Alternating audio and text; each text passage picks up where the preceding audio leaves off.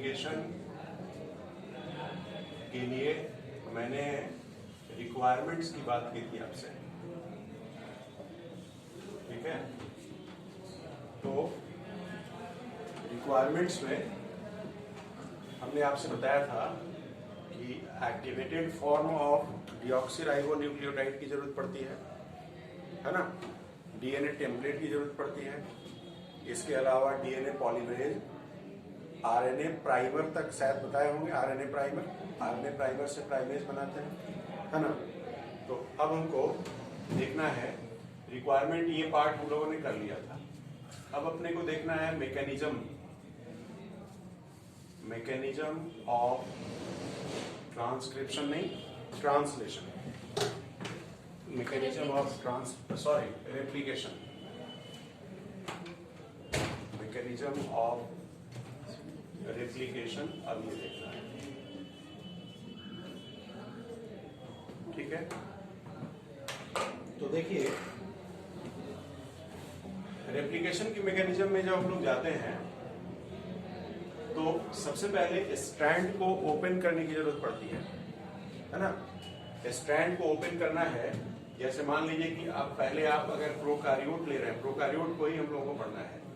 तो प्रोकारियोट में इस्चुरेशिया कोलाई को अगर आप ले रहे हो, तो इस्चुरेशिया कोलाई का जो जेनेटिक मटेरियल है, जो डीएनए है, वो डीएनए कैसा होता है? तो ये सर्कुलर होता है। और सर्कुलर में यहाँ पे सिंगल ओरिजिन होता है, origin of replication, origin of replication, ठीक। तो ये जो सिंगल ओरिजिन ऑफ रेप्लिकेशन है इस्चुरेशिया कोलाई में, इसको कहा जाता है ओरी-सी, है ना। ओरिजिन ऑफ रेप्लिकेशन को ओरी-सी बोलते हैं। अब यहां से स्ट्रैंड सेपरेशन शुरू होगा। पहले हाइड्रोजन बॉन्ड यहां पर ब्रेक होगा और हाइड्रोजन बॉन्ड ब्रेक करके यहां से स्ट्रैंड सेपरेशन शुरू हो जाएगा। इसका मतलब क्या होगा? ये देखिए, इस तरीके से ये कुछ होगा, है ना। यहाँ से स्ट्रैंड ये थोड़ा सा ये स्ट्रैंड जो है वो ऐसे ओपन होगा, ऐसे, है ना। और ये स्ट्रैंड भी यहाँ से सेपरेट होगा, तो ये भी देखिए ऐसे सेपरेट हो जाएगा इस तरह से, ठीक। और यहाँ नया डीएनए का स्ट्रैंड का फॉर्मेशन होगा, राइट। तो देखिए, यहाँ नया डीएनए का स्ट्रैंड, इसके ऊपर नया स्ट्रैंड, इसके ऊपर नया स्ट्रैंड, ऐसे बनेगा। फिर जब आप आगे बढ़ते जाइएगा तो ये और नीचे की ओर खुलेगा और ये स्ट्रैंड लंबा होता चला जाएगा, मतलब ये ऐसा होता चला जाएगा, ये ऐसा होता चला जाएगा, ठीक है। और ये स्ट्रैंड फिर यहां से ऐसे ही खुल जाएगा और ये देखिए ये इस तरीके से होगा, ये ऐसा हो जाएगा।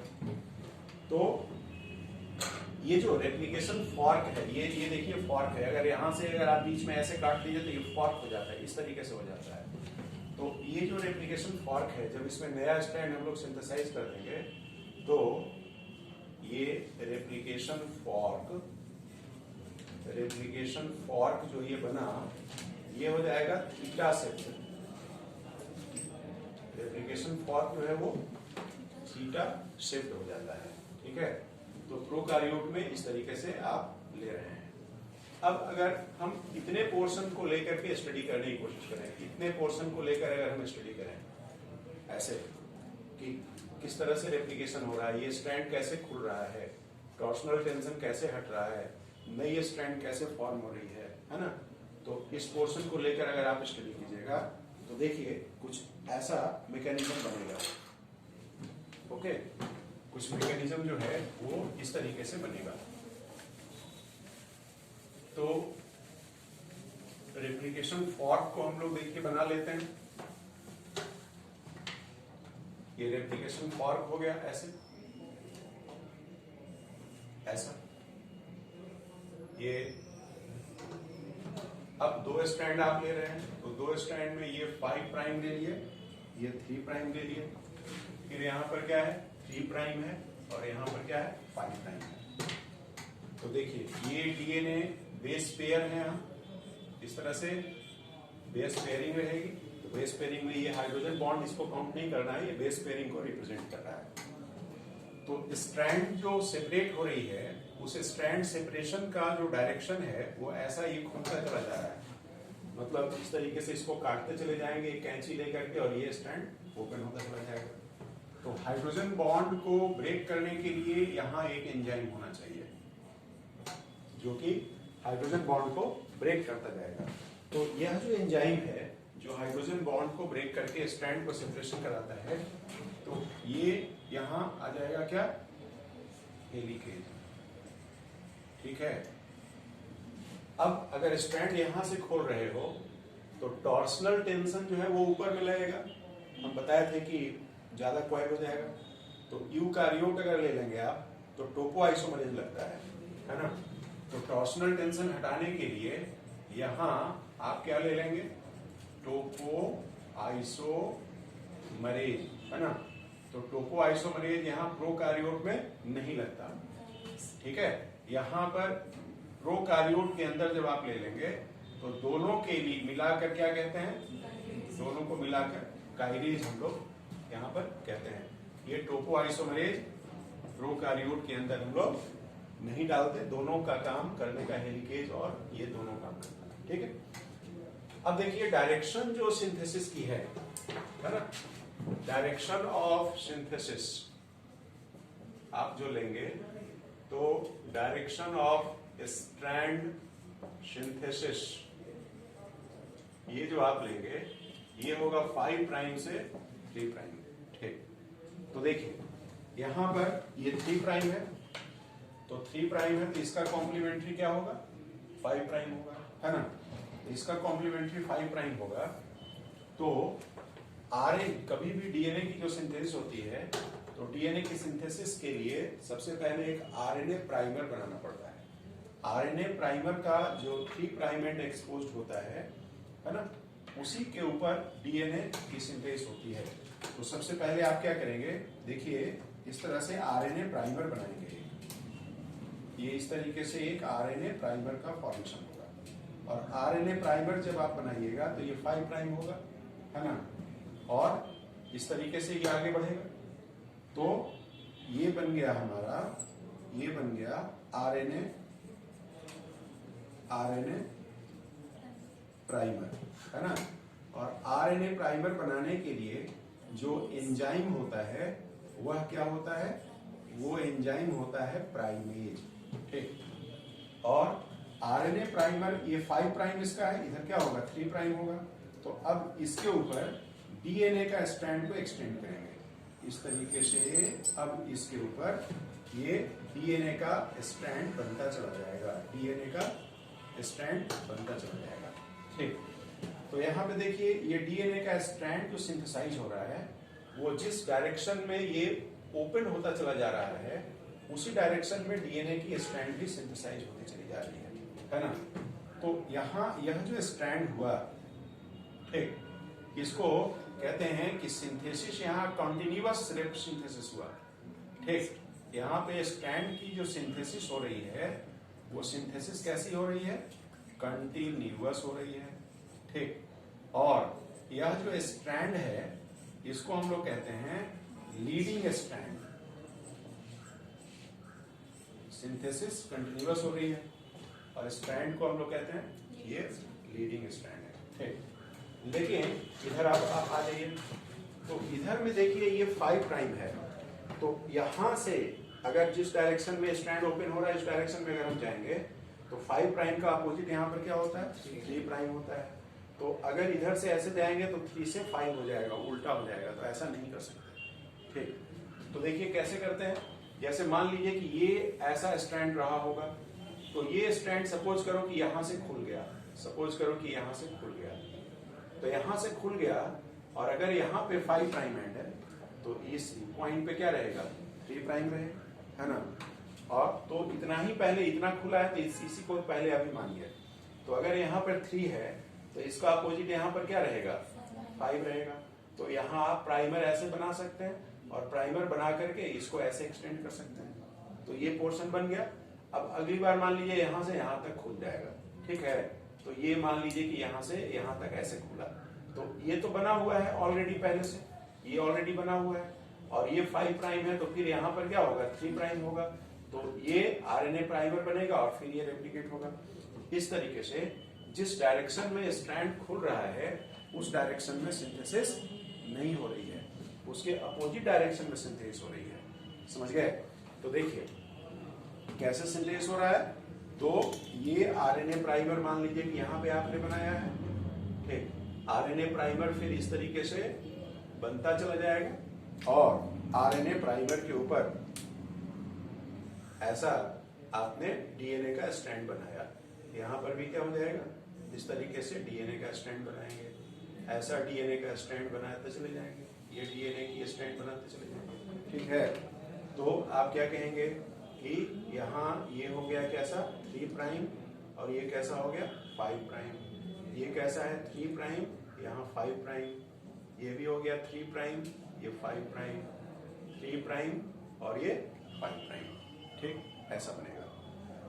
तो देखिए यहाँ सिंथेसिस जो आपने स्ट्रैंड जो बनाया ये तो फ्रैगमेंट हो गया, तो फ्रैगमेंट हो गया, तो इन फ्रैगमेंट्स को हम लोग कहेंगे ओकाजाकी फ्रैगमेंट्स,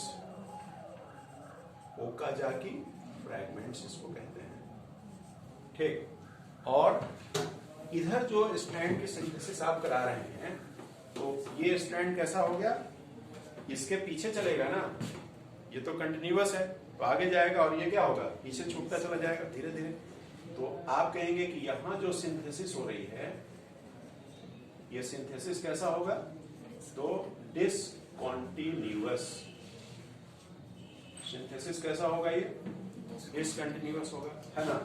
और स्ट्रैंड जो है उसको हम लोग कहते हैं लैगिंग स्ट्रैंड, इसको हम लोग कहते हैं लैगिंग स्ट्रैंड, ठीक। अब इसके बाद, है ना, इसके बाद आप देखिए क्या करेंगे,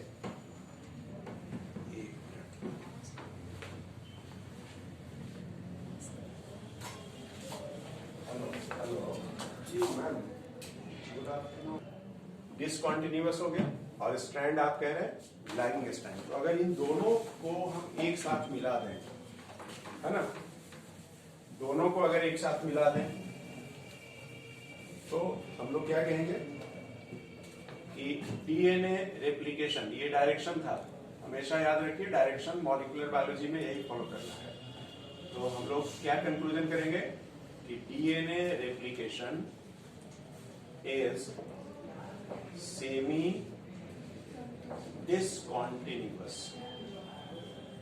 है ना, हम लोग कहेंगे कि DNA replication is semi discontinuous, ठीक। अब देखिए यहां आप रेप्लिकेशन कराए हैं तो ये आरएनए प्राइमर है, यहां सब आरएनए प्राइमर है, तो अभी देखिए ये आरएनए प्राइमर को हटाना पड़ेगा क्योंकि डीएनए में आरएनए प्राइमर का कोई काम नहीं है, ठीक है। और ये जितने भी फ्रैगमेंट्स हैं इन सभी फ्रैगमेंट्स को जोड़ना पड़ेगा, राइट।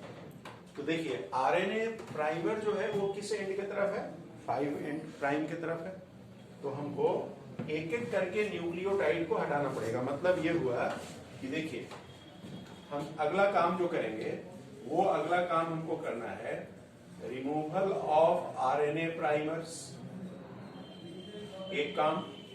दूसरा, आरएनए प्राइमर जब आप बना दीजिएगा फिर छोटा हो जाएगा, फिर स्ट्रैंड प्राइमर को हटा दीजिएगा, है ना, तो क्या हो जाएगा, ये स्ट्रैंड छोटा हो जाएगा। तो जितना प्राइमर को हटाइएगा इक्विवेलेंट लेंथ डीएनए स्ट्रैंड का सिंथेसाइज करना पड़ेगा। तो हम करेंगे synthesis of equivalent length of DNA, ठीक। और तीसरा जो काम करना पड़ेगा वो करना पड़ेगा ज्वाइनिंग ऑफ फ्रैगमेंट्स, ठीक। तो देखिए आरएनए प्राइमर को रिमूव करना है, तो आरएनए प्राइमर तो ऐसा था, ये आपने देखा था कि इस तरीके से डीएनए बना हुआ है ना। तो ये जो डायरेक्शन है ये क्या है, 5 प्राइम है और ये क्या है 3 प्राइम है। तो आप इधर से काटिएगा तो पूरा डीएनए कट जाएगा, आपको काटना पड़ेगा यहां से। तो एक एक न्यूक्लियोटाइड को यहां से हम काट करके हटाएंगे और काटते हुए 5 प्राइम से किधर चलेंगे, 3 प्राइम की तरफ चलेंगे।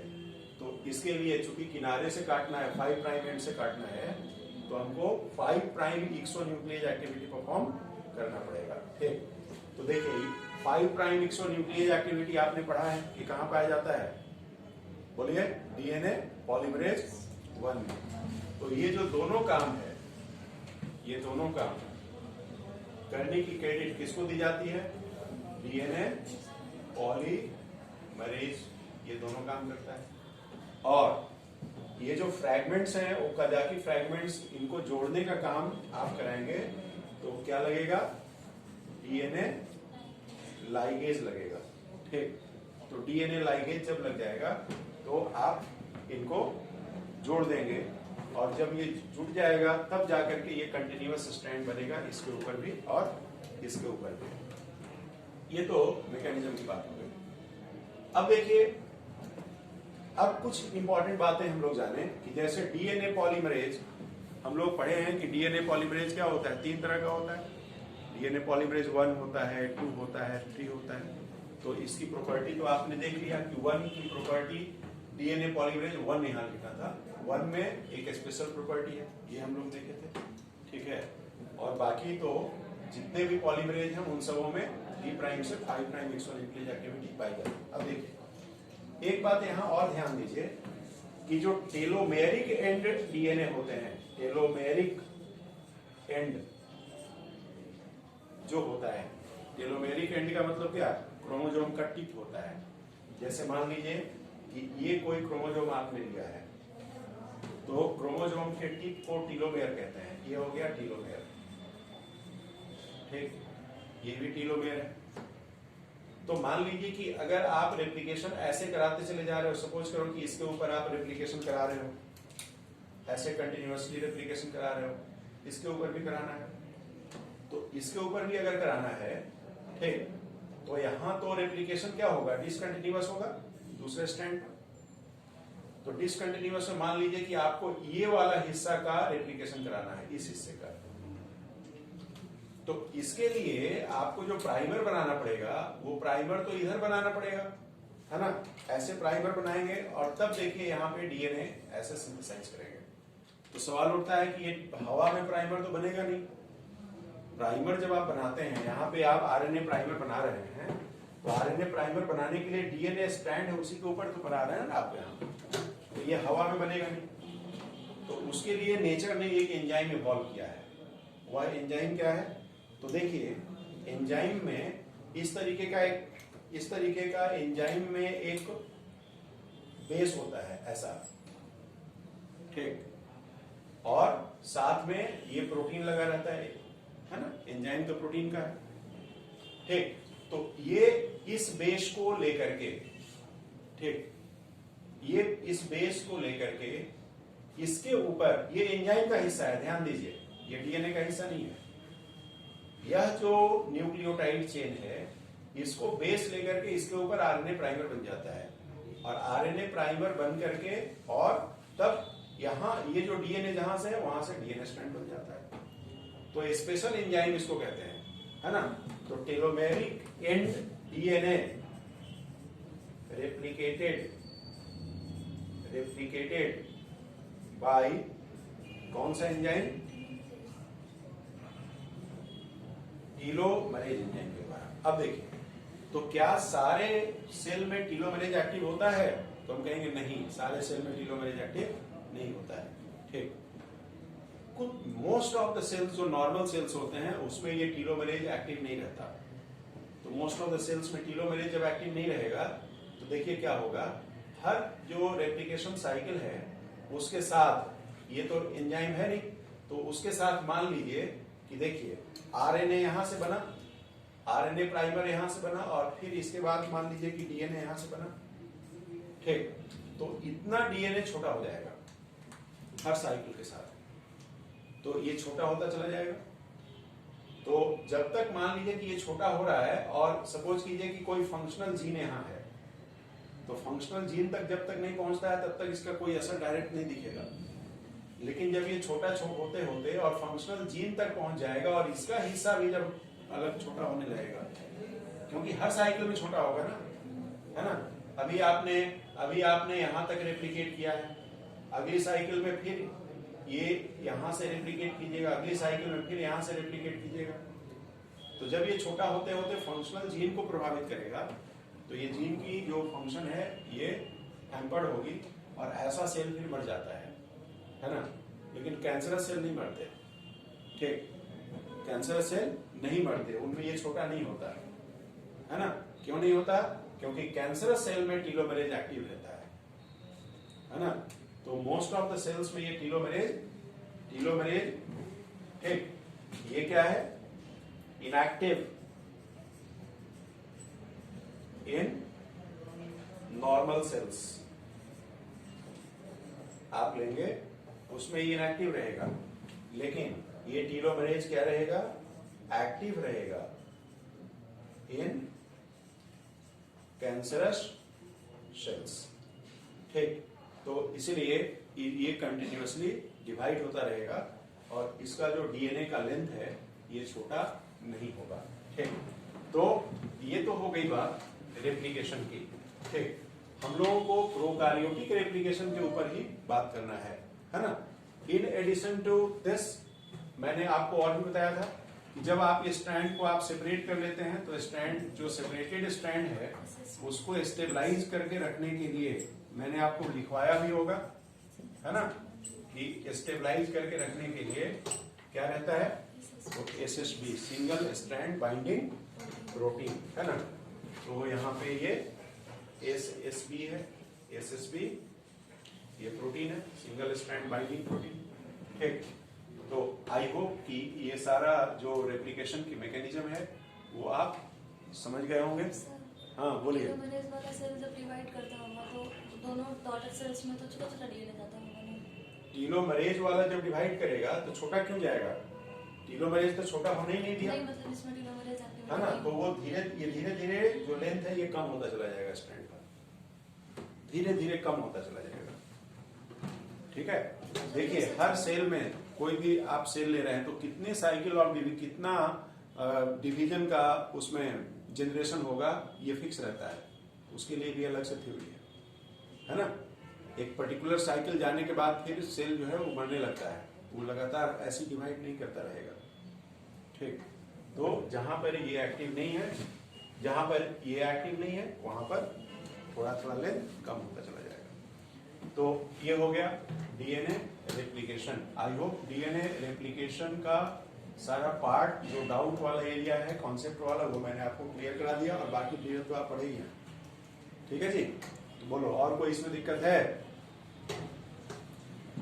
बोलो रेप्लिकेशन में और कोई दिक्कत है तो बताइए।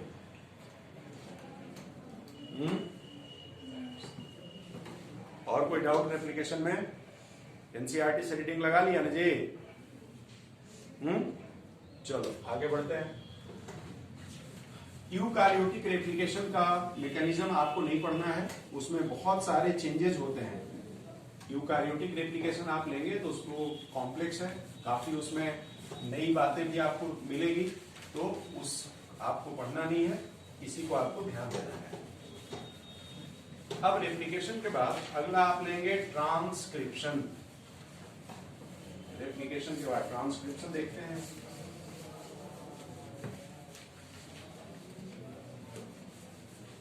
तो ट्रांसक्रिप्शन में जब आप जाएंगे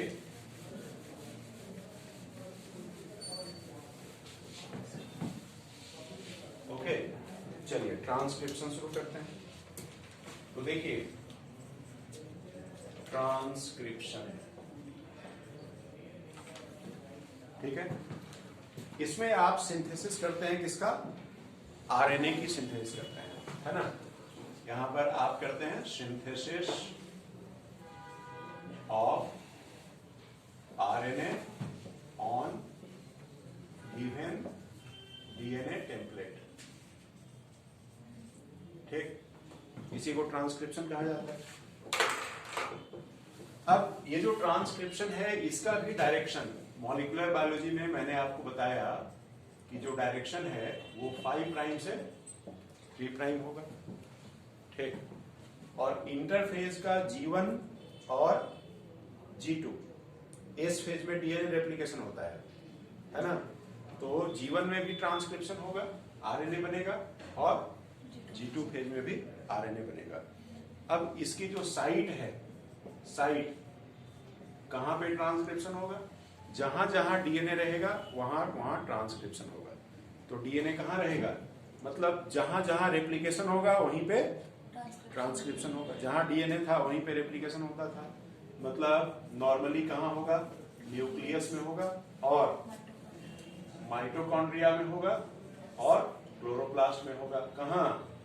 यूकारियोट में। लेकिन प्रोकारियोट में साइटोप्लाज्म में होगा।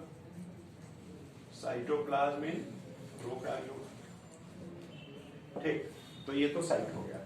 अब देखिए, ट्रांसक्रिप्शन जब हम लोग कराएंगे तो हम लोगों को जो मॉडल पढ़ना है वो पढ़ना है प्रोकारियोटिक मॉडल। फिर यहाँ पर भी हम लोगों को यूकारियोट बहुत पढ़ना नहीं है, थोड़ा मोड़ा हम लोग उसको केवल जो कुछ जो स्टेप्स होते हैं, है ना, उसके बारे में पढ़ेंगे, डीएनए पॉलीमरेज के बारे में पढ़ेंगे। तो मॉडल हमको प्रोकारियोट पढ़ना है। चलिए, अब हम लोग बात करने वाले हैं एंजाइम की। तो एंजाइम जो आप लेते हैं वो डीएनए पॉलीमरेज लेते हैं, ठीक है ना। सॉरी, हाँ जी, आरएनए पॉलीमरेज। ट्रांसक्रिप्शन करा रहे हैं ना, तो आरएनए पॉलीमरेज लेंगे डीएनए की जगह पर। तो चलिए, आरएनए पॉलीमरेज ले लिए। यह आरएनए पॉलीमरेज प्रोकारियोट में सिंगल होता है ना। इन प्रोकारियोट अगर हम जाएंगे तो सिंगल आरएनए पॉलीमरेज होता है। और आपको पता है कि ट्रांसक्रिप्शन जब हम कराएंगे, जब आरएनए हम बनाएंगे, तो आरएनए तो 3 प्रकार का होता है। एमआरएनए भी होता है ना, आरआरएनए भी होता है, और टीआरएनए भी होता है। ठीक, तो तीनों प्रकार का हमको आरएनए बनाना है। तो प्रोकारियोट में जो प्रोकारियोटिक आरएनए पॉलीमरेज है, ठीक है, ये वो सिंगल होता है। And this transcribe all 3 types of RNA. ठीक, अब देखिए, यह जो प्रोकारियोट आप लेंगे, प्रोकारियोट में आरएनए पॉलीमरेज जब आप लेंगे तो इसके 2 पार्ट आप कर दीजिए। एक होता है कोर एंजाइम और दूसरा होता है सिग्मा फैक्टर। तो ये जो सिग्मा फैक्टर है, इसको एज ए इनिशिएशन फैक्टर भी लिखा हुआ है। आप किताब पढ़ेंगे अगर एनसीईआरटी में, तो लिखा हुआ है कि प्रोसेस को स्टार्ट कराने के लिए और प्रोसेस को एंड कराने के लिए स्पेशल फैक्टर से स्पेशल प्रोटीन की जरूरत पड़ती है। स्टार्ट जब आप कराते हैं तो उसके लिए जरूरत पड़ता है किसका? सिग्मा फैक्टर का। और जब आप प्रोसेस को कंप्लीट कराते हैं, एंड जब कराते हैं, तो उसके लिए रो फैक्टर की जरूरत पड़ती है। ये लिखा हुआ है आपका। तो कोर एंजाइम और सिग्मा फैक्टर, कोर एंजाइम और सिग्मा फैक्टर दोनों को जब लेते हैं तो ये होलो एंजाइम बनता है, होलो एंजाइम। अब देखिए, सिग्मा फैक्टर जो है, ठीक, ये act as initiation factor, act as initiation factor. ठीक, और इसका 2 रोल है। एक रोल ये है कि जब सिंथेसिस होगा, आरएनए जब बनना शुरू होगा डीएनए के ऊपर, तो आरएनए पॉलीमरेज को डीएनए में किस जगह पे बाइंड करना है, कहां से शुरू करना है, ठीक, तो वो है ना डिसाइड करता है ये सिग्मा। और डीएनए के ऊपर जब आरएनए बनता है तो एक स्ट्रैंड के ऊपर ही आरएनए बनता है, दोनों स्ट्रैंड के ऊपर आरएनए नहीं बनता। तो एक स्ट्रैंड के ऊपर आरएनए बने, इसको भी इंश्योर करता है ये सिग्मा। ठीक, तो ये सिग्मा का जो रोल है, ये क्या करता है कि this guide the binding of RNA polymerase, ठीक, at appropriate site on DNA. एक ये, और दूसरा this ensures asymmetric transcription. Asymmetric transcription, asymmetric transcription का मतलब क्या होता है कि only one strand is used for DNA या आरएनए सिंथेसिस। सिमेट्रिक का मतलब क्या होता है, दोनों एक जैसा। एसिमेट्रिक का मतलब एक जैसा नहीं, तो एक के ऊपर सिंथेसाइज करेंगे, दूसरे के ऊपर नहीं करेंगे, ठीक। और यह जो सिग्मा फैक्टर है उसमें सिंगल पॉलीपेप्टाइड, एक ही पॉलीपेप्टाइड आप यहाँ पे देख रहे हैं। कोर एंजाइम जब आप लेंगे तो देखिए कोर एंजाइम में क्या होता है कि ये अल्फा, ठीक, alpha dash, beta, beta dash और ओमेगा, इस तरीके से इसमें पॉलीपेप्टाइड्स लगे होते हैं, ठीक है। तो कुछ किताबों को आप पढ़ेंगे, पुराने और नई किताबों को, थोड़ा सा इसमें आपको डिफरेंस मिलेगा। चलिए अभी आप ये जानकर चलिए कि ये कोर एंजाइम है, ठीक। तो इनिशिएट करने के लिए चाहिए और टर्मिनेट करने के लिए फिर मैं आगे बात करूंगा। तो एक ही आरएनए पॉलीमरेज हम लोग प्रोकैरियोट में देख रहे हैं, लेकिन यूकैरियोट में जाएंगे तो अलग अलग आरएनए को ट्रांसक्राइब कराने के लिए अलग अलग आरएनए पॉलीमरेज की जरूरत पड़ती है ना। तो चलिए यूकैरियोट्स में देख लेते हैं हम लोग। यूकैरियोट्स में ट्रांसक्रिप्शन कराने के लिए 3 अलग अलग तरह का पॉलीमरेज चाहिए।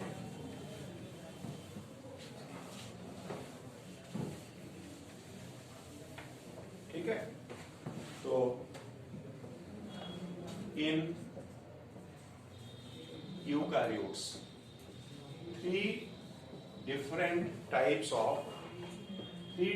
RNA पॉलीमरेज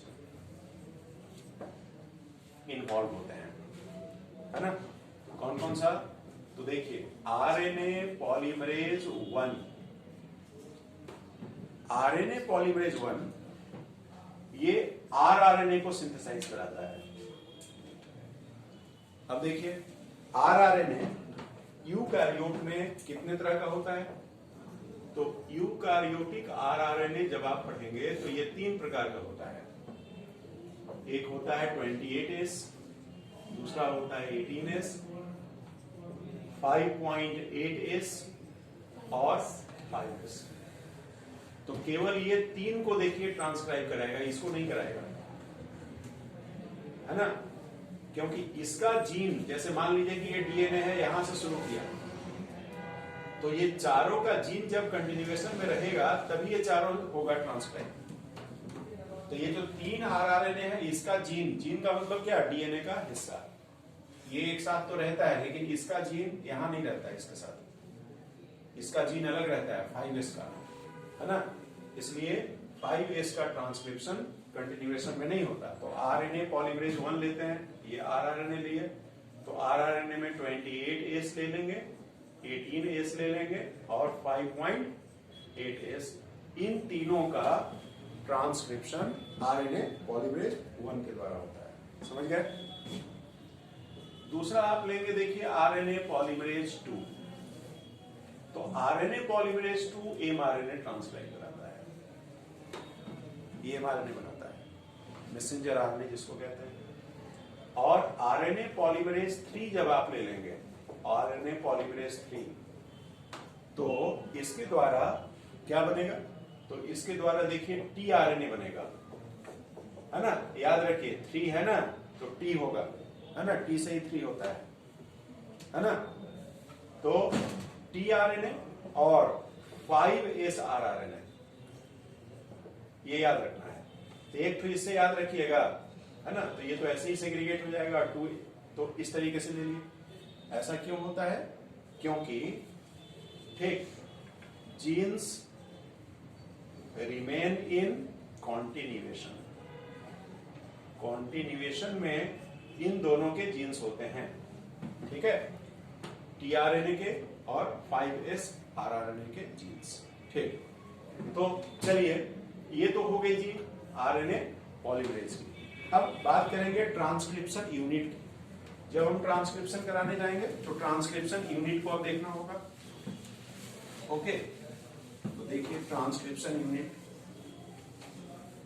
अब कैसे बनता है। तो ये लीजिए ट्रांसक्रिप्शन यूनिट, ये देखिए ट्रांसक्रिप्शन यूनिट क्या है, एक डीएनए का ही हिस्सा है, डीएनए का लेंथ है। तो देखिए ये ट्रांसक्रिप्शन यूनिट मैं बनाता हूं ऐसे। इसमें कुछ इंपॉर्टेंट हिस्से होते हैं ट्रांसक्रिप्शन यूनिट में, ठीक। थोड़ा और इसको लंबा कर लेते हैं। तो देखिए एक यहां पर होता है +1 साइट,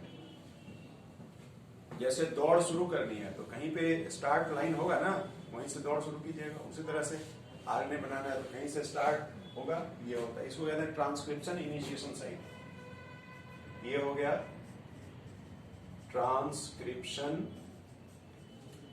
इनिशिएशन साइट, ठीक। अब मान लीजिए कि तैराकी यहां से शुरू करना है और करंट भी इधर का ही है ना, तो आप लोग बहुत सारा न्यूमेरिकल बनाते हैं, अप स्ट्रीम डाउन स्ट्रीम बनाते हैं ना जी, ऐसा। तो ट्रांसक्रिप्शन इनिशिएशन साइट के पीछे जाएंगे आप, इसको अप स्ट्रीम पढ़ते हैं, इसको क्या पढ़ते हैं, अप स्ट्रीम, अप स्ट्रीम। और अप स्ट्रीम में जितना भी काउंटिंग करेंगे मतलब किसका काउंटिंग करेंगे, न्यूक्लियोटाइड का काउंटिंग करेंगे। तो +1 यहां पर है, तो इधर प्लस में जाएगा, इधर माइनस में जाएगा, है ना। तो मान लीजिए हम कहेंगे कि ये ट्रांसक्रिप्शन इनिशिएशन साइट से 10 बेस पीछे, 10 बेस पे है, तो क्या लिखेंगे -10, है ना। तो अप स्ट्रीम में सारा काउंटिंग हम क्या करेंगे, नेगेटिव साइन के साथ करेंगे। और इधर देखिए यहां से क्या कहेंगे, अब डाउन स्ट्रीम, और सारा काउंटिंग क्या करेंगे हम लोग, पॉजिटिव साइन के साथ करेंगे, +50, मतलब यहां से 50। अब देखिए इसके अप स्ट्रीम में यह जो साइट होता है इधर वाला, इसको बोलते हैं पी साइट। पी मतलब होता है प्रमोटर साइट, पी मतलब प्रमोटर साइट, ठीक। और ये लास्ट में यहां पर आप ले लेंगे, ठीक। तो इसको हम लोग कहते हैं टी साइट। टी साइट मतलब टर्मिनेशन साइट, टर्मिनेशन साइट, ठीक।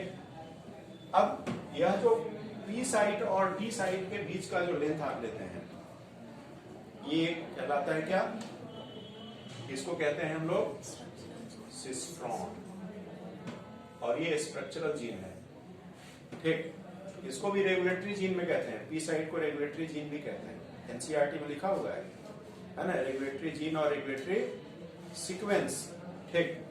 तो देखिए ये हो गया सिस्ट्रॉन, स्ट्रक्चरल जीन, मतलब कि यह जो हिस्सा है आपका डीएनए का, इसी डीएनए से आरएनए का लेंथ बनेगा,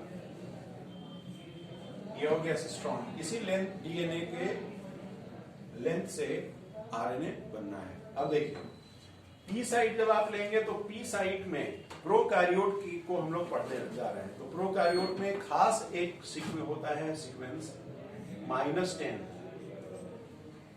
ठीक। और एक सीक्वेंस खास होता है क्या, -35 सीक्वेंस खास। यह जो -10 सीक्वेंस होता है, यहां पर इसको प्रिबनो बॉक्स बोलते हैं, प्रिबनो बॉक्स, साइंटिस्ट के नाम के ऊपर, ये मेडिकल में क्वेश्चन पूछा गया है।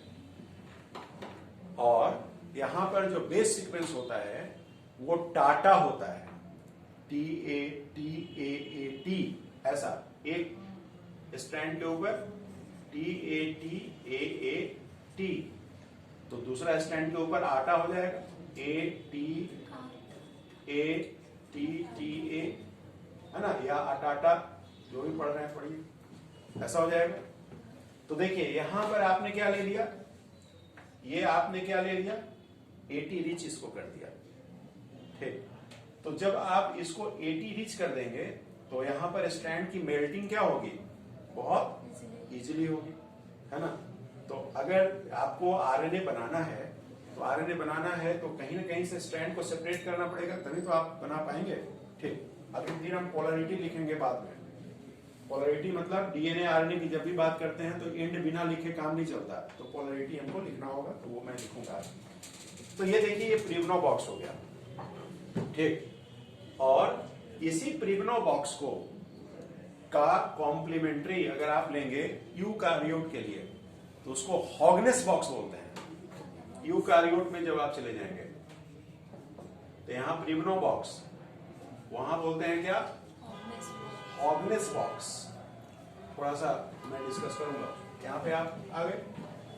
अब देखिए, ये जो -35 और -10 ये कंजर्व्ड सीक्वेंस होता है, ये होता है conserved sequence,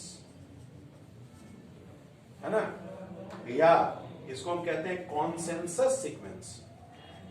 consensus sequence, consensus sequence का मतलब क्या होगा, जितने प्रमोटर होंगे उसमें ये रहेगा।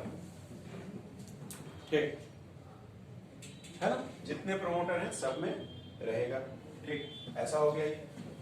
तो अब देखिए, अब ये 2 स्ट्रैंड आप लिए हैं, तो एक स्ट्रैंड जब आप लेंगे तो अगर मान लीजिए कि इसको मैंने यहां ले लिया, मान लीजिए कि इसको मैंने यहां पर ले लिया 3 प्राइम, सपोज कीजिए कि इसको मैंने 3 प्राइम लिखा है, इसको अगर 5 प्राइम लिखा है ना, उसमें ऐसी पोलैरिटी है ना, ऊपर वाला क्या है 3, नीचे वाला 5, तो ऐसी पोलैरिटी ले लेते हैं। तो यहां पर आप क्या लिखेंगे 5। तो ट्रांसक्रिप्शन की डायरेक्शन आपको तो पता है कि डायरेक्शन क्या होता है, 5 प्राइम से 3 प्राइम की तरफ। तो यहां 3 है, तो आरएनए जो बनेगा तो यहां पे 5 हो जाएगा, और ऐसे जाकर के यहां पर ये खत्म होगा। ठीक है, तो देखिए क्या करेंगे, यह जो स्ट्रैंड होता है, जिस स्ट्रैंड के ऊपर हम आरएनए बनाएंगे, ठीक, इसको हम क्या बोलते हैं, टेम्पलेट स्ट्रैंड। इसका और भी नाम है, ज्यादा नाम में कंफ्यूजन नहीं करना है, एक नाम याद रखिए। ठीक, तो इसको आप टेम्पलेट स्ट्रैंड कहेंगे, और इस टेम्पलेट स्ट्रैंड का कॉम्प्लीमेंट्री ये जो स्ट्रैंड होता है दूसरा वाला, है ना, तो इस स्ट्रैंड को क्या कहेंगे, हाँ जी, कोड, हाँ ठीक है, कोडिंग स्ट्रैंड कह दीजिए, इसको आप कह दीजिए कोडिंग स्ट्रैंड। कोडिंग स्ट्रैंड इसको क्यों कहेंगे, इसलिए कोडिंग स्ट्रैंड कहेंगे क्योंकि आरएनए, इसका जो बेस सीक्वेंस होता है, वो जो आरएनए मॉलिक्यूल सिंथेसाइज होता है उसी के जैसा बेस सीक्वेंस इसके ऊपर पाया जाता है। ठीक है ना, जैसे कि अगर आपने मान लिया जाए कि ये आपने लिया है, सपोज कीजिए कि ये आपने ले लिया टेम्पलेट स्ट्रैंड, है ना, ये अगर आपने टेम्पलेट स्ट्रैंड लिया है, और टेम्पलेट स्ट्रैंड के ऊपर सपोज करो कि ए सी सी जी जी सी ए, है ना, टी ऐसा लगा हुआ है, तो आरएनए, अब इसका जो कॉम्प्लीमेंट्री स्ट्रैंड होगा डीएनए का, तो उसके ऊपर सीक्वेंस क्या रहेगा, तो देखिए टी रहेगा, जी रहेगा, जी रहेगा, सी रहेगा, सी रहेगा, है ना, जी रहेगा, टी रहेगा, ए रहेगा। अब आप इसको टेम्पलेट स्ट्रैंड यूज कर रहे हैं, तो इसके ऊपर अगर आप आरएनए बनाएंगे, ठीक है, तो आरएनए में बेस सीक्वेंस देखिए क्या रहेगा, तो ए का उल्टा टी, लेकिन टी तो होता नहीं है, तो क्या रहेगा, जी रहेगा, और यहाँ पर क्या रहेगा, जी रहेगा, तो जी रहेगा, यहाँ सी रहेगा, सी रहेगा, जी रहेगा, समझ रहे हैं, ऐसा रहेगा। तो आप क्या देख रहे हैं, आरएनए जो बना, उस आरएनए में बेस सीक्वेंस वही है जो इस स्ट्रैंड में बेस सीक्वेंस है, केवल एक बात को छोड़ करके थाइमीन इज रिप्लेस्ड बाय, ठीक, तो जो कोडेड इंफॉर्मेशन है, कोडेड इंफॉर्मेशन मतलब आरएनए, उसी के जैसा चूंकि सीक्वेंस इसमें होता है, ठीक, कोडेड इंफॉर्मेशन के जैसा, तो इसको आप कहते हैं कोडिंग स्ट्रैंड, और इसको क्या बोलते हैं, टेम्पलेट स्ट्रैंड। ठीक, तो इसी टेम्पलेट स्ट्रैंड के ऊपर हम लोग आरएनए बनाएंगे, और ये इसका कॉम्प्लीमेंट्री स्ट्रैंड हम लोगों ने ले लिया। समझ गए बात को। अब चलिए, अब हम लोग बात करेंगे इनिशिएशन, ट्रांसक्रिप्शन जो है, इसमें ऐड करना है हमको क्या, तो राइबो न्यूक्लियोटाइड्स को। तो स्टेप्स की बात अब हम लोग करने वाले हैं। ठीक, तो देखिए स्टेप्स जब आप पढ़ेंगे तो 3 स्टेप्स इसका लेंगे हम लोग। तो ये देखिए स्टेप्स,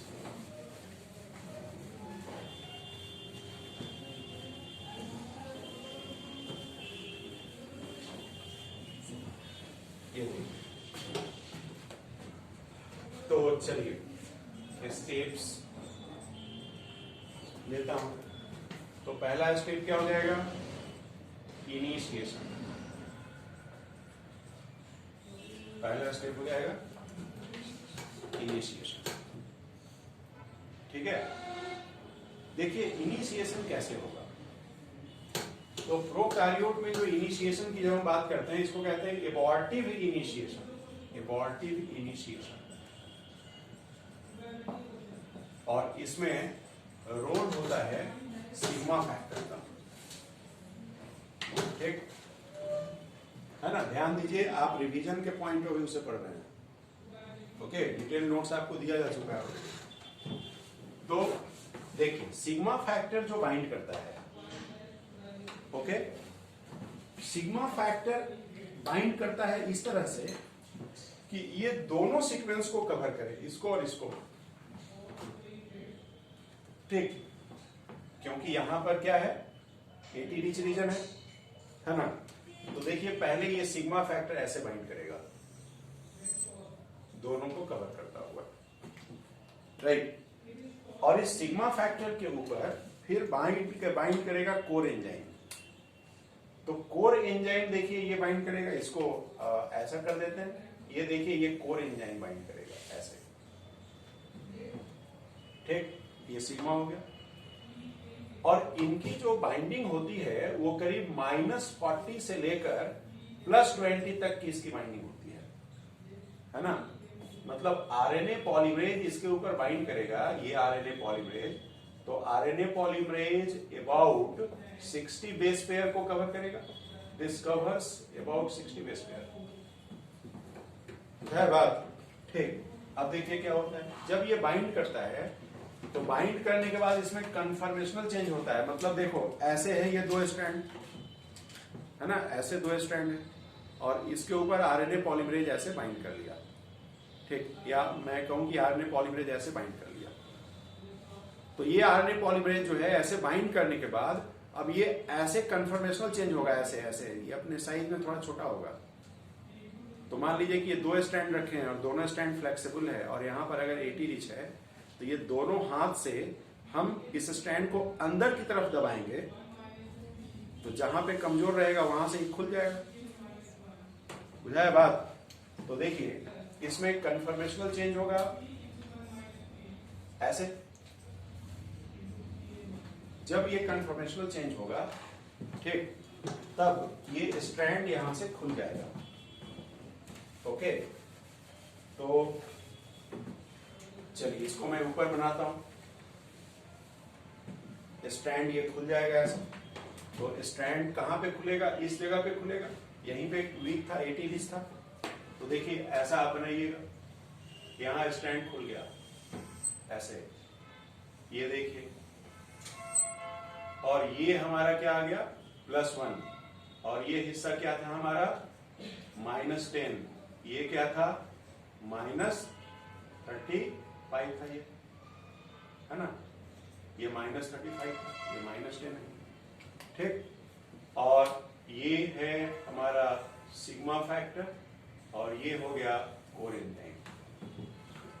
ठीक, अब देखिए असल में जो रेस शुरू होनी है वो यहां से शुरू होनी है ना। लेकिन तैयारी हम लोग तो यहीं पे कर लिए, यहीं पे स्टैंड खुला, समझ गए। तो क्या करेंगे, ये सारा मशीन ठीक ठाक काम कर रहा है कि नहीं ये थोड़ा चेक कर लेंगे, है ना। और चेक करने के लिए हम क्या करेंगे, यहां से स्टार्ट करेंगे अब आरएनए बनाना और यहां तक बना करके हम देख लेंगे कि सही से बन रहा है कि नहीं बन रहा है। ठीक, जब ये सही से बन रहा होगा तो फिर यहां से अपना बनाएगा। मुझे तो चाहिए यहां से ना, इधर पीछे तो कुछ चाहिए नहीं। तो देखिए क्या होता है, ये आपने लिखा है 3 प्राइम, यहाँ पे 5 प्राइम है, ये है 5 प्राइम, यहाँ पर है 3 प्राइम। तो अब हम बनाकर आरएनए देखते हैं। तो आरएनए बनाकर देखेंगे तो देखिए 3 अगर यहाँ है तो यहाँ भी 3 होगा, ऐसे बनेगा ये आरएनए। बना करके देखें तो देखें कि सब ठीक ठाक काम कर रहा है, संतुष्ट हो गए। और इतना ही काम था सिग्मा फैक्टर का। सिग्मा फैक्टर का काम क्या था? सही जगह पर आरएनए पॉलीमरेज को जाकर बाइंड करा देना और ट्रायल लेके देख देना कि सही से काम कर रहा है कि नहीं। ट्रायल ले लिया, ठीक, सही से काम कर रहा है, सब मशीन परफेक्ट है, अब सिग्मा का काम खत्म हो गया, है ना। तो सिग्मा का काम खत्म हो जाएगा तो सिग्मा अब यहां से रिलीज हो जाएगा, ठीक है। तो यहां से देखिए सिग्मा को रिलीज करा दीजिए,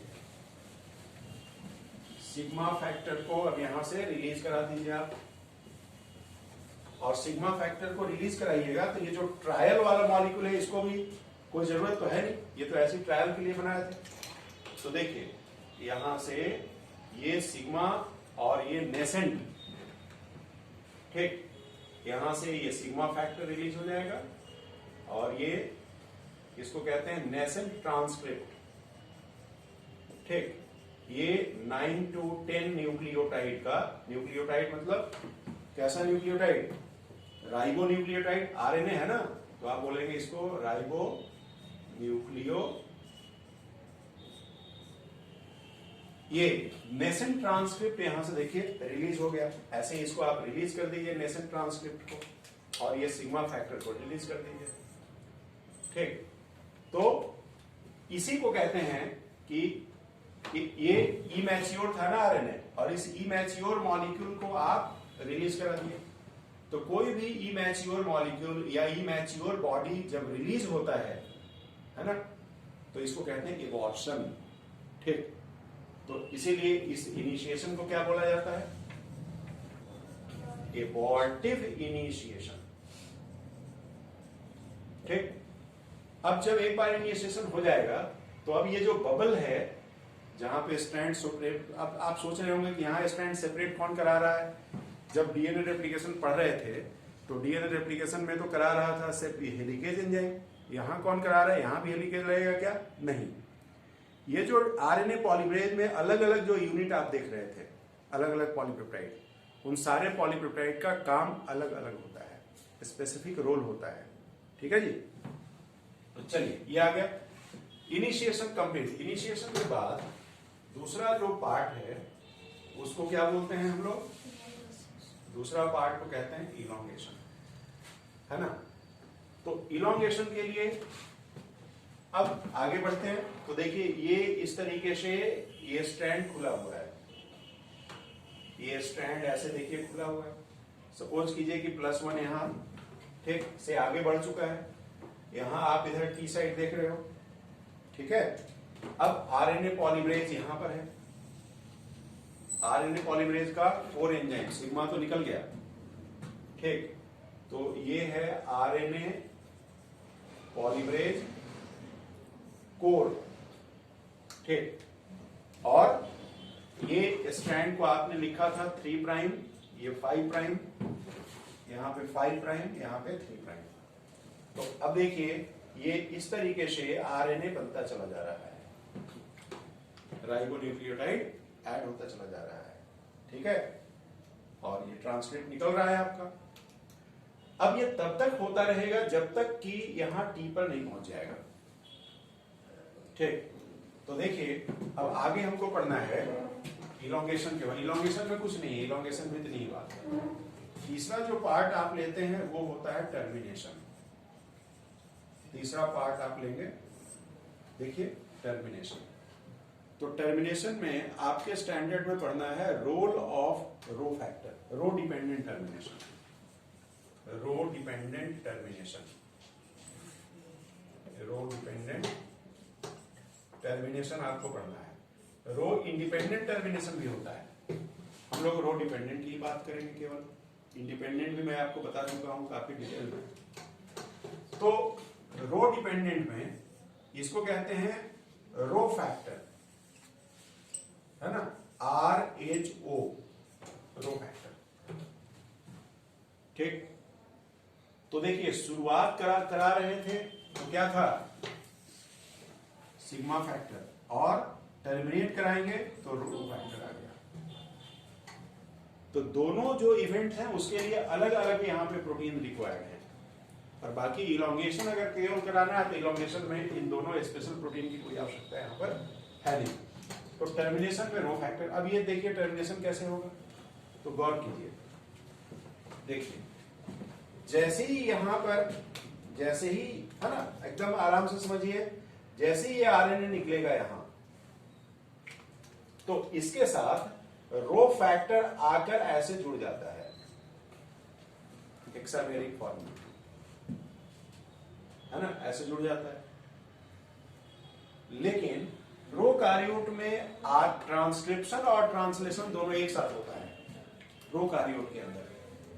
ठीक, अब देखिए यहां क्या हो रहा है, सो बड़ा इंटरेस्टिंग इवेंट हो रहा है यहां। देखिए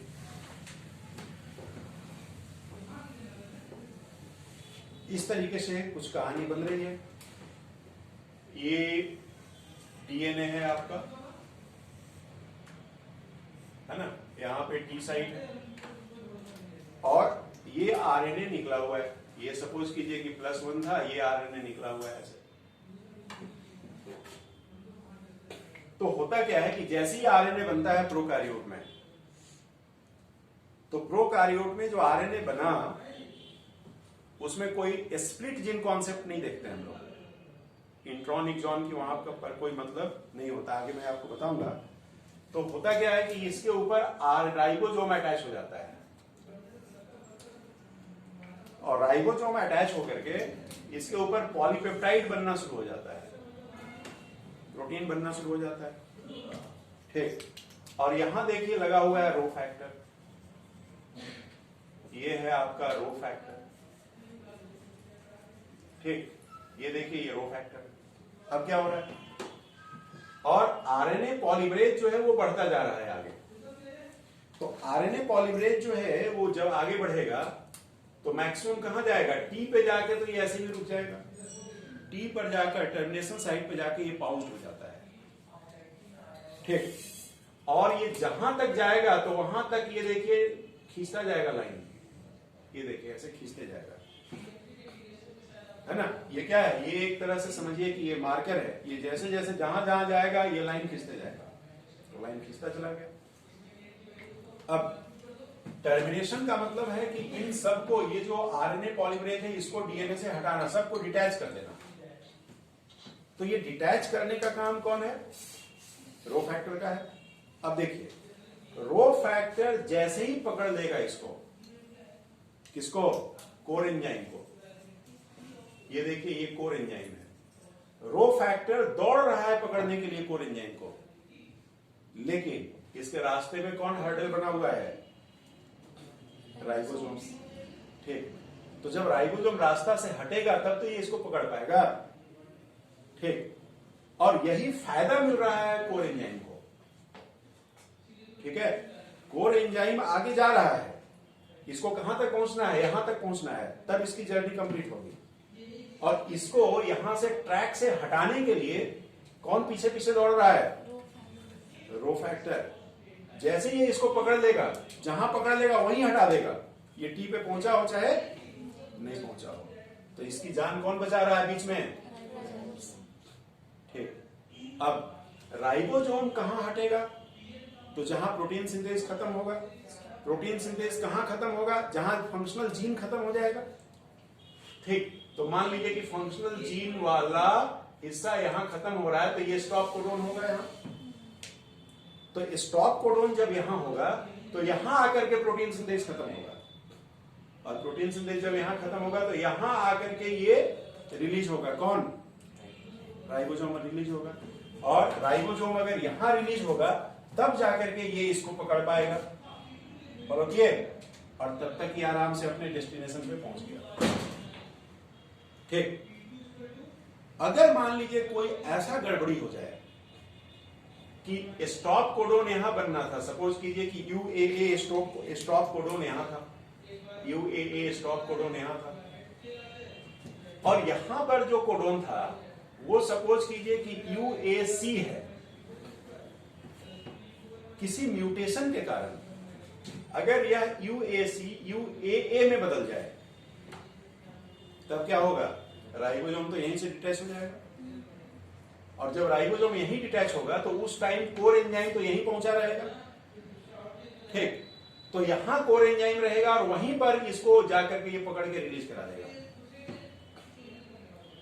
तो अगर कोई भी सेंस कोडोन नॉनसेंस कोडोन में बदल जाए बाय म्यूटेशन, ये सेंस कोडोन है, सेंस कोडोन मतलब जो किसी अमीनो एसिड को कोड करता है, और ये नॉनसेंस है, इसको स्टॉप कोडोन भी कहते हैं। तो अगर ये ऐसा कोई म्यूटेशन हो जाए तो प्री मैच्योर ट्रांसलेशन तो होगा ही, ट्रांसलेशन यहां तक होना था, यहीं पे खत्म हो गया, ठीक। ट्रांसक्रिप्शन भी प्री मैच्योर हो जाएगा, क्योंकि ट्रांसक्रिप्शन में यहां तक बनना था, अभी यहीं पे इसको रिलीज कर दिया, ठीक। तो देखिए यह जो रो फैक्टर है जब इससे इंटरेक्ट करेगा, अभी ये सारा पॉलीपेप्टाइड वगैरह निकल गया, तो पॉलीपेप्टाइड वगैरह जब सब निकल जाएगा, ये रास्ता खाली हो जाएगा, तब इसके साथ आकर के ये इंटरेक्ट करेगा रो फैक्टर, और रो फैक्टर जब इंटरेक्ट करेगा तो ये सारा जो असेंबलिंग यहां पर था, सारा जो व्यवस्था लगा हुआ था, ये सब व्यवस्था को यहां से हटा देगा, तोड़ देगा, खत्म कर देगा, ओके। तो जब इंटरेक्शन होगा तो इंटरेक्शन के बाद ये देखिए ये क्या निकल जाएगा, mRNA। अगर ये mRNA है तो rRNA भी हो सकता है, tRNA भी हो सकता है, अगर ये mRNA है तो, ठीक। प्लस उसके साथ देखिए ये हो गया राइबोसोम, तो राइबोसोम का बड़ा यूनिट और छोटा यूनिट में झगड़ा रहता है आपस में, ये लोग एक साथ है ना, जब फ्री रहता है तो एक साथ अटैच होके नहीं रहता, ठीक है, दोनों अलग अलग रहता है। केवल प्रोटीन सिंथेसिस के दौरान एप्रोप्रिएट मैग्नीशियम के कंसंट्रेशन में ये दोनों सब यूनिट जुड़े रहते हैं। तो जब इसको आप तोड़िएगा तो ये देखिए ये तो अलग अलग हो ही जाएगा, राइबोसोम का 30S सब यूनिट और 50S सब, तो इससे मुझे कोई मतलब विशेष है नहीं, हम लोग तो ट्रांसक्रिप्शन पढ़ रहे हैं, है ना। और इसके बाद देखिए ये क्या आ गया, RNA पॉलीमरेज आ गया, कोर एंजाइम, RNA पॉलीमरेज का कोर एंजाइम ये आ गया आपका, ठीक है। और बाकी यह जो स्ट्रैंड है डीएनए का, ये डीएनए का स्ट्रैंड ऐसे एज सच मिल जाएगा, ठीक। तो ट्रांसक्रिप्शन में रो फैक्टर का क्या सिग्निफिकेंस है ये हमने बताया, और मैंने आपको बताया कि इन प्रोकारियोट्स क्या देखते हैं, ट्रांसक्रिप्शन एंड ट्रांसलेशन, ठीक है, मूव ऑन साइमल्टेनियसली,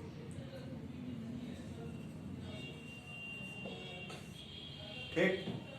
और कोई भी जो नॉनसेंस म्यूटेशन है, कोई अगर आप नॉनसेंस म्यूटेशन करा दें, नॉनसेंस म्यूटेशन का मतलब ऐसा म्यूटेशन जिसमें कोई सेंस कोडोन बदल जाता है, किसमें, नॉनसेंस कोडोन में, नॉनसेंस कोडोन या टर्मिनेशन कोडोन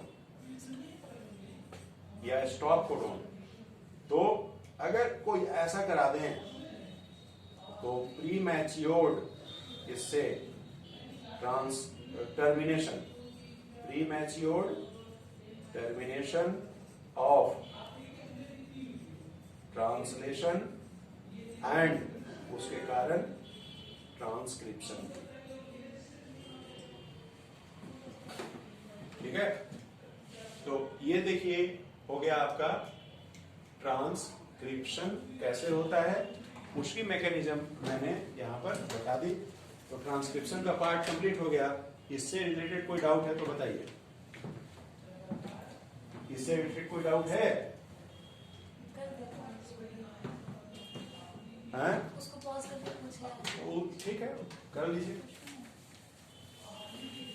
सर एनसीईआरटी में जो है ना ट्रांसक्रिप्शन यूनिट एंड जीन, उसमें जो भी लिखा हुआ है वो सब समझा दीजिए। अच्छा, ट्रांसक्रिप्शन यूनिट है जीन, ठीक, क्या लिखा हुआ है? शुरू से पढ़े या फिर जो डाउट है वही पढ़े? नहीं, जो डाउट है सो आप पूछिए। Inheritance of a character is also affected by promoter and regulatory sequences of structural gene. Hence, sometimes the regulatory sequences are loosely defined as regulatory genes, even though these sequences do not code for any RNA or protein. मैं अभी आपको बता रहा था शुरू में, आप ध्यान दिए होंगे शायद, है ना? आप लोग तो ध्यान देने वाले बच्चे हैं, तो ध्यान दिए ही होंगे।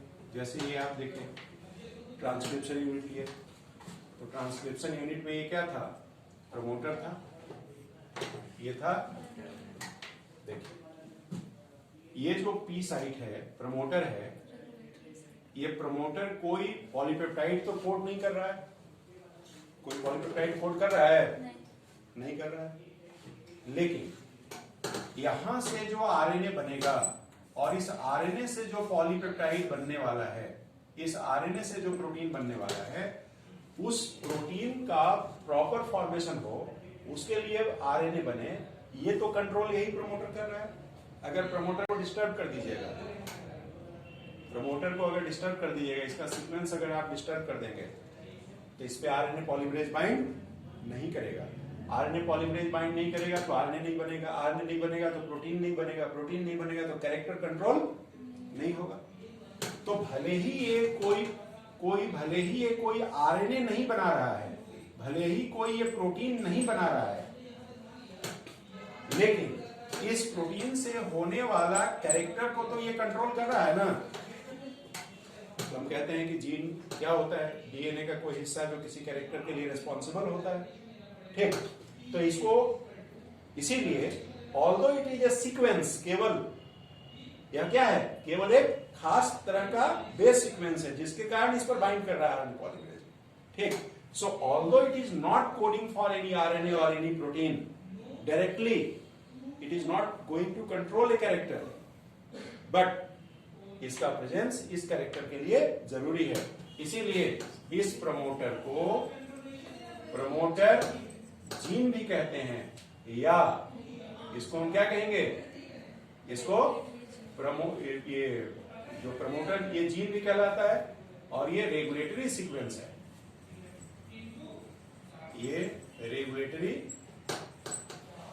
सीक्वेंस है, एक खास सीक्वेंस है। ठीक है ना?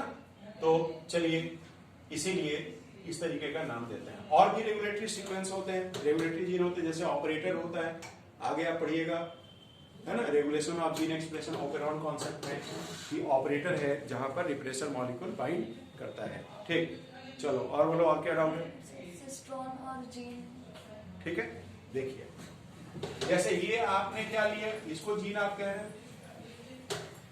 सिस्ट्रॉन को सीधा सीधा समझिए कि सिस्ट्रॉन जो है वो एक, ठीक, प्रमोटर और टर्मिनेशन साइट के बीच का ये हिस्सा है, इसको क्या बोलते हैं? सिस्ट्रॉन। और ये स्ट्रक्चरल जीन भी होता है। तो जीन को अलग अलग नाम से जानते हैं, जैसे यहां सिस्ट्रॉन आप दे दिए, रिकॉन भी कहते हैं, म्यूटॉन भी कहते हैं, है ना? अलग अलग नाम से जानते हैं, उसी में से एक नाम ये है। और बोलिए।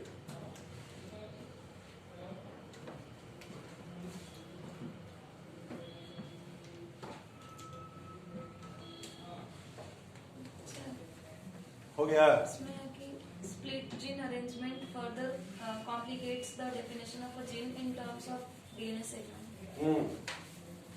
ठीक है, इसमें अभी तो स्प्लिट जीन के ऊपर आते हैं तब ना, स्प्लिट जीन के ऊपर आते हैं तो उसको भी हम लोग देखते हैं।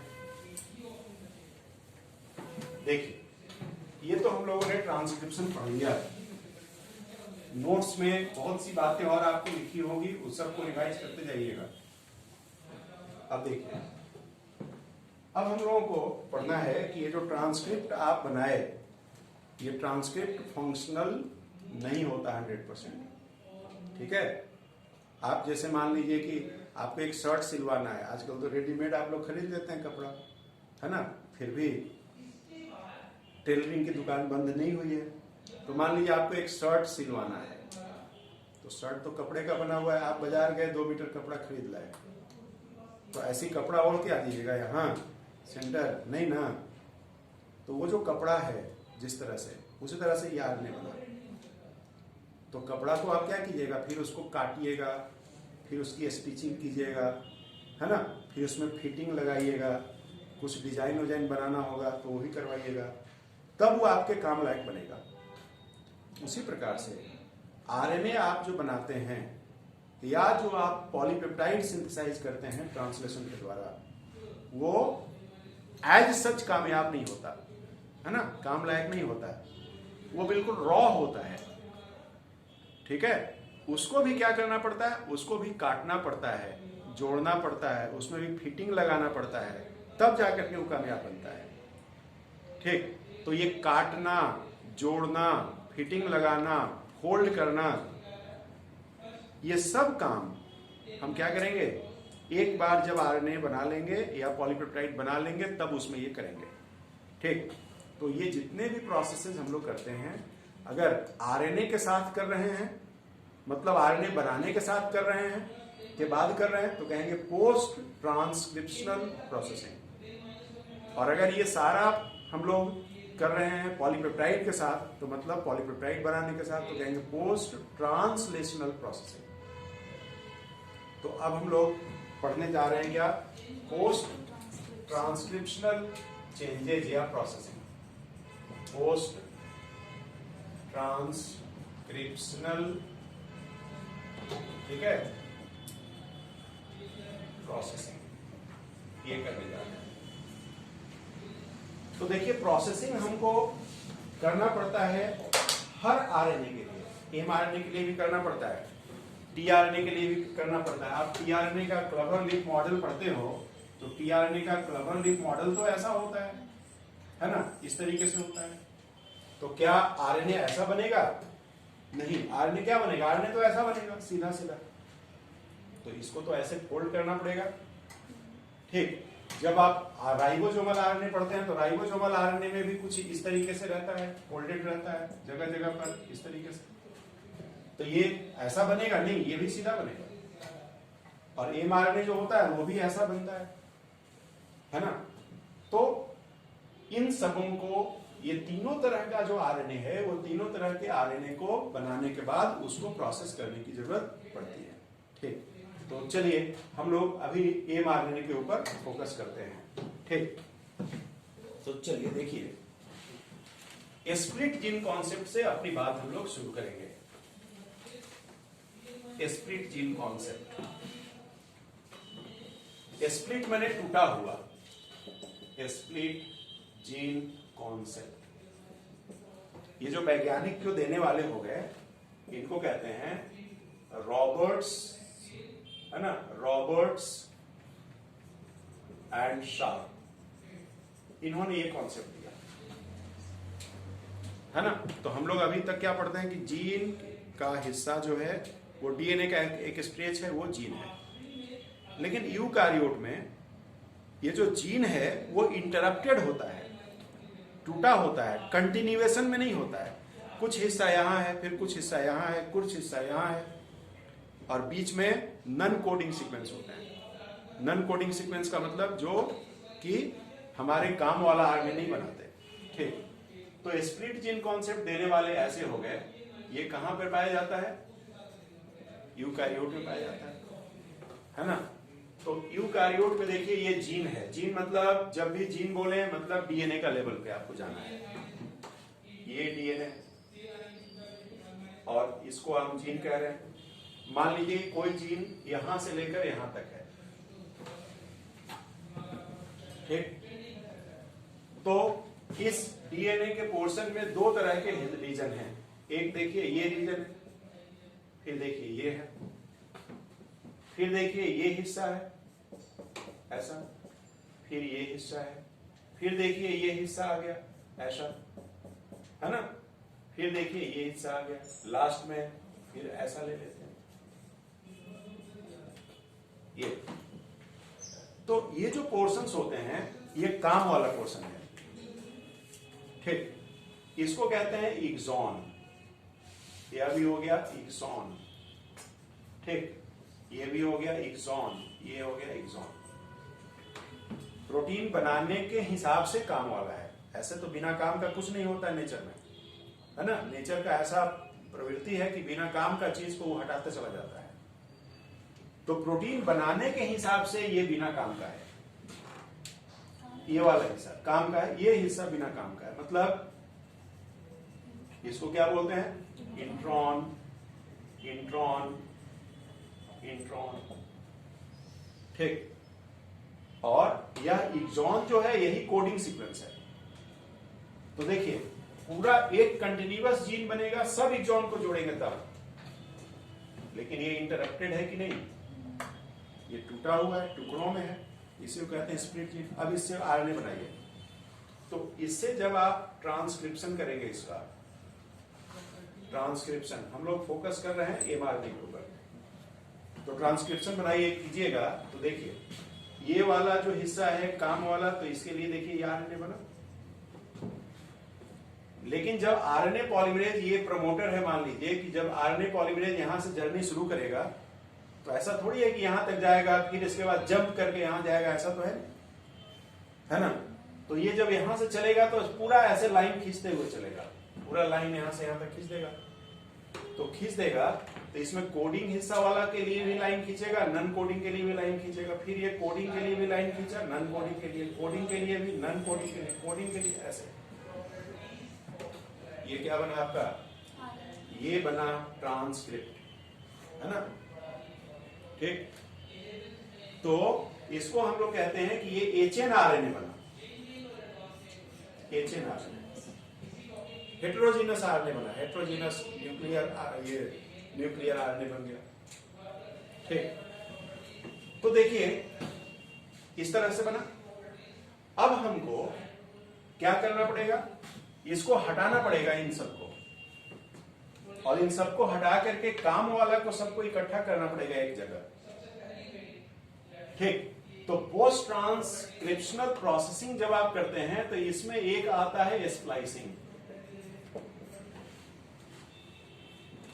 बिना काम वाले को हटाना, काम वाले को एक साथ लाकर जोड़ना। दूसरा आता है टर्मिनल मॉडिफिकेशन, दूसरा आता है टर्मिनल मॉडिफिकेशन। टर्मिनल मॉडिफिकेशन का मतलब क्या हुआ, देखिए ये कहां पर बनेगा, न्यूक्लियस के अंदर बनेगा। तो आपको पता है कि न्यूक्लियस में बड़े खतरनाक एंजाइम होते हैं, वो क्या करेगा, ये 5 प्राइम है आपका, और ये क्या है 3 प्राइम। तो न्यूक्लियस में एक्सो न्यूक्लियेज एक्टिविटी वाले एंजाइम पाए जाते हैं, तो वो क्या करेगा, इधर से भी इसको काट काट के छोटा कर देगा, और इधर से भी काट काट के छोटा कर देगा। इसलिए कुछ ऐसा इंतजाम करना है, ये कट करके इसको छोटा ना करे, तो उसके लिए इसका एंड को मॉडिफाई करेंगे, टर्मिनल मॉडिफिकेशन। और टर्मिनल मॉडिफिकेशन में 2 काम करेंगे। 5 प्राइम मतलब ऊंचा है, समझ लीजिए ये सिर है, तो सिर के ऊपर टोपी इसको पहना देंगे, है ना। तो क्या बोलेंगे इसको जी, कैपिंग, कहां 5 प्राइम। और 3 प्राइम ये टेल है, तो पॉली ए टेलिंग करेंगे यहां, पॉली ए, है ना। तो 2 काम करने वाले हैं टर्मिनल मॉडिफिकेशन में, 5 प्राइम कैपिंग और 3 प्राइम पॉली ए टेलिंग, ये 2 काम करेंगे। तो देखिए जब आप जैसे मान लीजिए कि टर्मिनल मॉडिफिकेशन आप कराने जा रहे हैं, टर्मिनल मॉडिफिकेशन करा लेते हैं, फिर इसके साथ स्प्लाइसिंग करा लेंगे, या आप स्प्लाइसिंग करा लीजिए फिर टर्मिनल मॉडिफिकेशन भी आप करा सकते हैं। तो यहां पर क्या करेंगे, कैप क्या होता है, 5 मिथाइल गुएनोसिन यहां जोड़ेंगे, ठीक। तो 5 मिथाइल गुएनोसिन ट्राइफॉस्फेट असल में होता है, उसको ले आकर के यहां पे जोड़ा जाता है, ठीक। तो 5 प्राइम पर आप यहां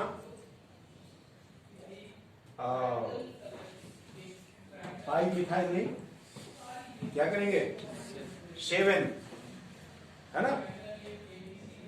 गुआनिन क्या है, गुआनिन तो प्यूरिन है, उसके 7 पोजीशन है, ठीक। तो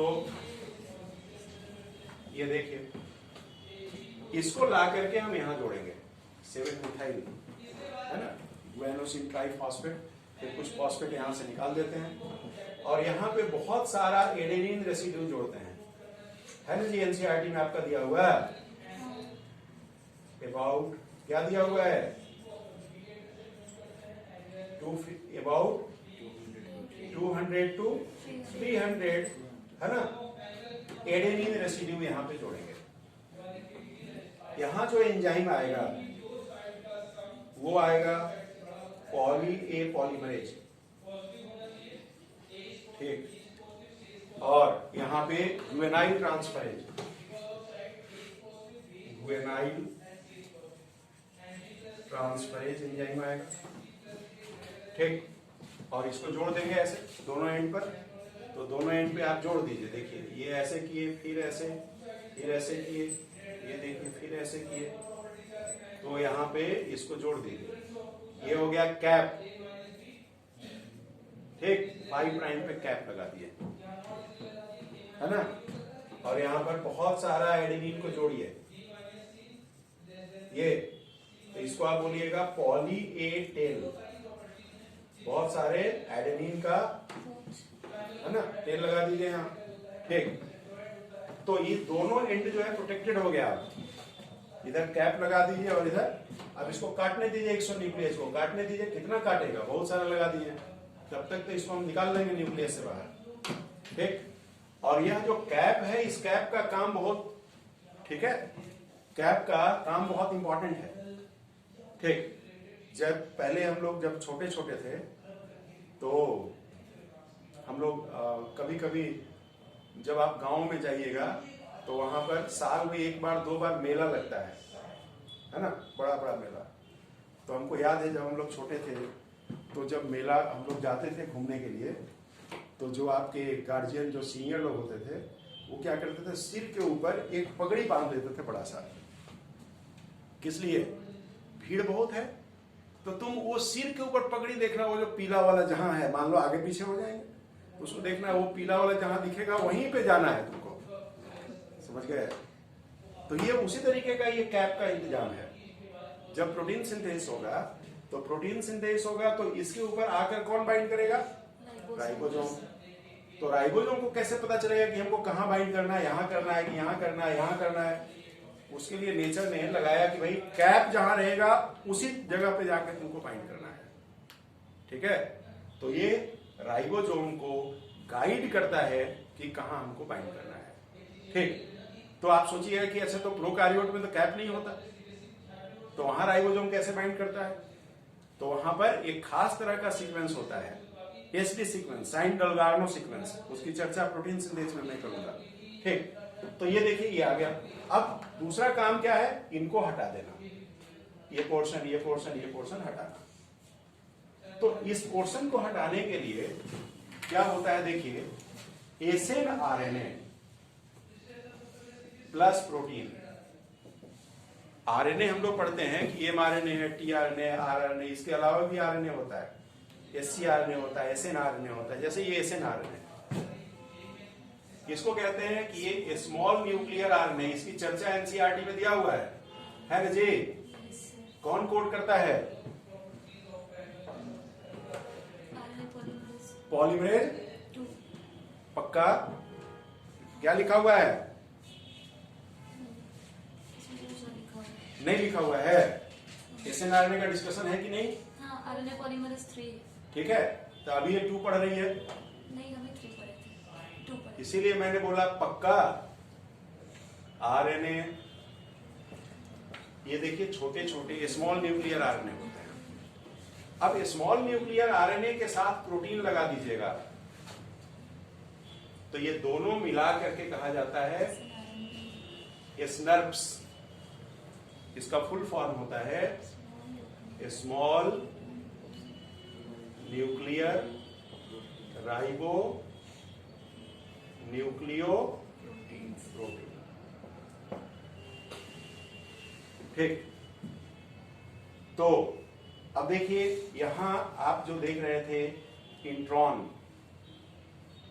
है ना, ये जो आप इंट्रॉन देख रहे थे, तो स्नर्प देखिए यहां आकर बाइंड करेंगे दोनों किनारों पर, यहां